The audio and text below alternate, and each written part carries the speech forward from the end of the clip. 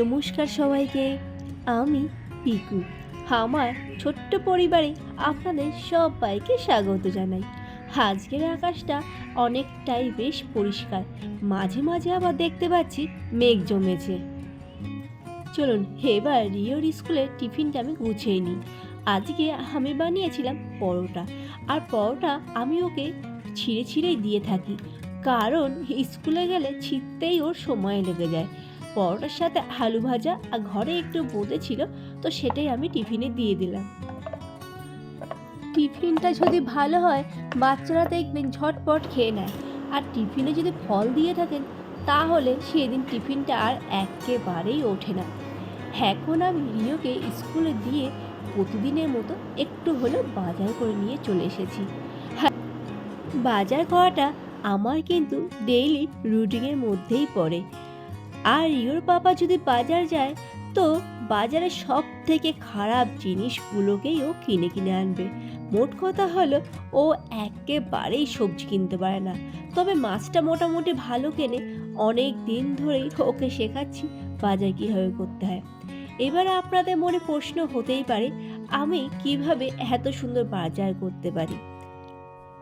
আসলে আমার বাবা চাকরি সূত্রে বাইরেই থাকতো, তো সেই জন্য আমরা ছোট থেকেই বাজার করি।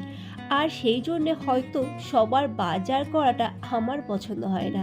ঠিক মতো ভালো ভালো শাকসবজি না কিনতে পারলে আমার আবার ভালো লাগে না।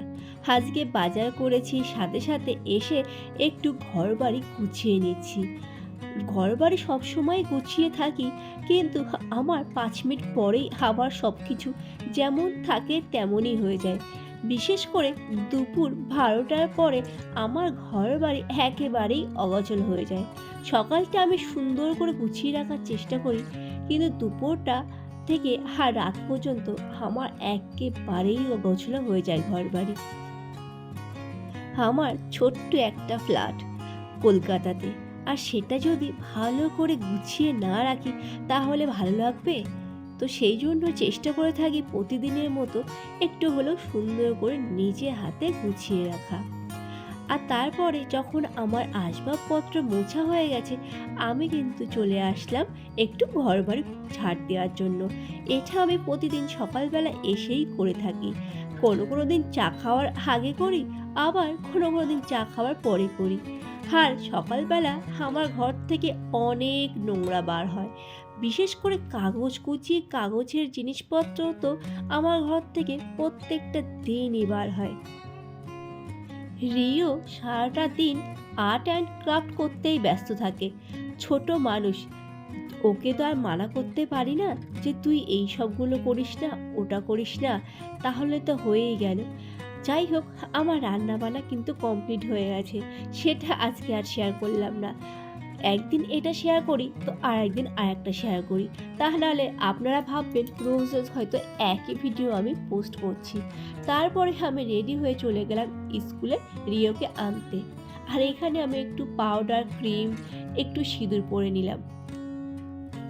এমনিতেই আমি বেশি সাজি না, আর যদি একটু লিপস্টিক পরি তাহলে রিও বলে, মা তোমাকে কিন্তু একদম ভালো লাগছে না, তুমি স্কুলে এইসব একদম পরে আসবে না। ওর স্কুলে সেজেগুজে যাওয়াটা একেবারে পছন্দ হয় না, সেই জন্য আমিও আর যাই না। এখন সময়টা এমন যে সব কিছু ভুলে গেলেও ছাতা নিতে ভুললে হবে না। ছাতাটা কিন্তু আপনাকে মনে করে সব সময় সাথে রাখতে হবে। আর যাওয়ার আগে আমি সব সময়ের জন্য ঠাকুর প্রণাম করেই বার হই, কারণ ঠাকুর প্রণাম করে না বার হলে আমি দেখেছি আমার হয়তো দিনটাই ভালো যায় না। আর রিওকে আমার নেওয়া হয়ে গেছে, সেই বাসের মধ্যে বসে আছি। দেখুন, আজকে দিনের বেলা খাওয়া দাওয়া আর শেয়ার করলাম না। আজকে খাওয়ার বিশেষ কিছু ছিল না, সেই জন্য আর শেয়ার করিনি, কারণ আমাদের আজকে জলের একটু প্রবলেম ছিল সেই জন্য। আর তারপরে সন্ধ্যেবেলা আমি চলে আসলাম চা নিয়ে। চায়ের সাথে দুটো বিস্কুট নিয়ে নিলাম, আর নিয়েছি মুড়ি চানাচুর, আর রিওকে গুলে দিয়ে দিলাম একটু কমপ্লান। রিও কমপ্লান খেতে খুবই ভালোবাসে, ও তো মুসলি খেতেই চায় না, তবুও আমি মা তো, সেই জন্য জোর করে করে ওকে মুসলিটা একটু হলেও খাওয়াই। এখন থেকে যদি একটু করে না শেখাই সব কিছু খাওয়ানো, এই তো 10 বছর হয়েই গেল, আর কবে শিখবে বলুন? সেই জন্য সবসময় সব কিছুই আমি চেষ্টা করি ওকে খাওয়ানোর। চলুন, আজ ব্লগটা আমি এখানেই শেষ করলাম। Bye bye.